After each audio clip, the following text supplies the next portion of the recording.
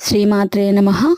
దసరాలో జరగబోతున్న 1000 మంది ముత్తైదువులతో పుష్పార్చన కార్యక్రమానికి శ్రావణ పౌర్ణమి రోజు పసుపు, కుంకుమ, పూలు, గాజులు, 1008 చీరలతో సహస్రనామార్చన చేయటం జరిగింది.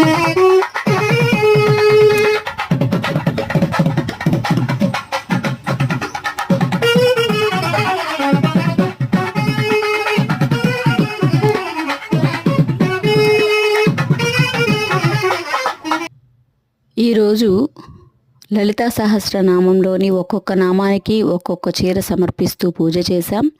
సెప్టెంబర్ 15వ తేదీలోగా ఈ చీరలన్నీ ముత్తైదువులకు అందజేయడం జరుగుతుంది. వారు జాకెట్టు అది కుట్టించుకొని అక్టోబర్ 7వ తేదీ పూజకు ఈ చీరలను ధరించి వచ్చి అమ్మవారికి పుష్పార్చన చేస్తారు.